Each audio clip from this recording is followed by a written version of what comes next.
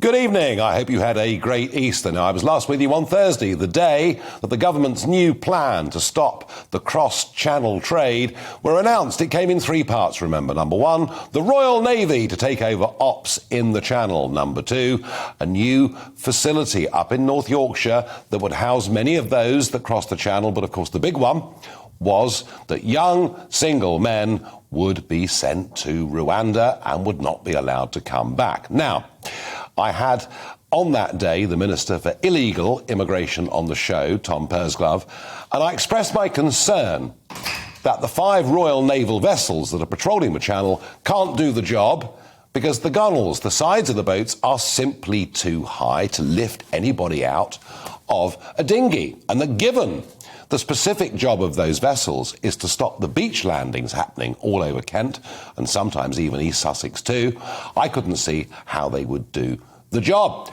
So I talked about it on the show, I tweeted about it, and blow me down if on Saturday, James Heapy, who of course is the Armed Forces Minister and MP for Wales, he actually responded to me. I was really very, very surprised. He tweeted back and admitted that actually, yes, there is a problem with these vessels. The fact that I'd raised this, I was right. He says we've been clear on the limitations of Royal Navy patrol vessels all along, hence why we're leasing more appropriate platforms. Here's a link to an urgent question in Parliament in January. It's all in there. Well, that was an admission, I thought, that these vessels just are not going to do the job. And I did respond on Twitter to him by saying, if the naval vessels can't do the job, it doesn't say much for the PM's big speech. I wonder what else in the plan is not up to scratch. So there we are. I wonder, were all these announcements rushed out? Was the timing because of Partygate?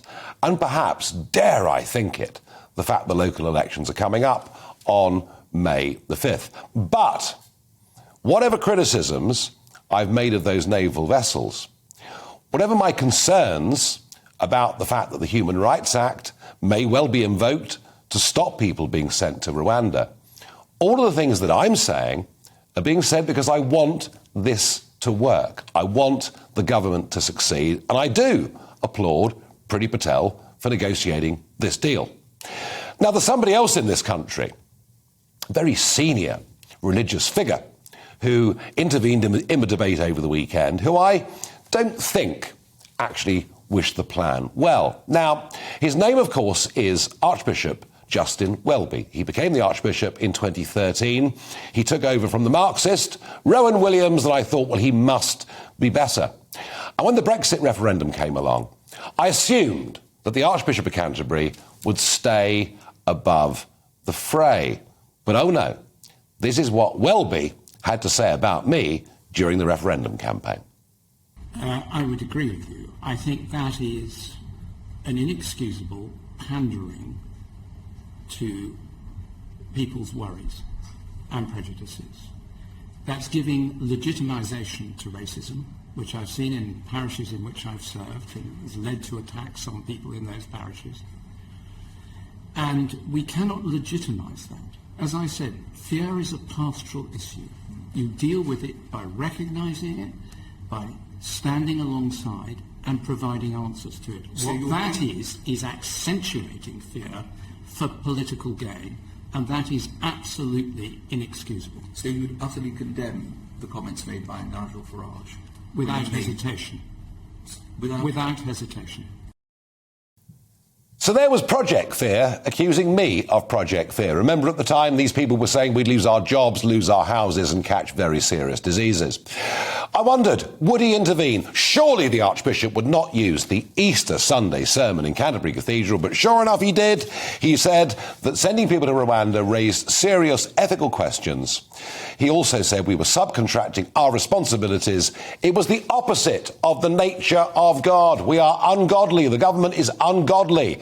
He didn't mention anything about the criminal traffickers. He didn't mention anything about the drownings in the Channel. He didn't mention anything about those that come into this country and finish up effectively working in slave labour conditions. No, he's not interested in any of that. It's all about the big virtue signal.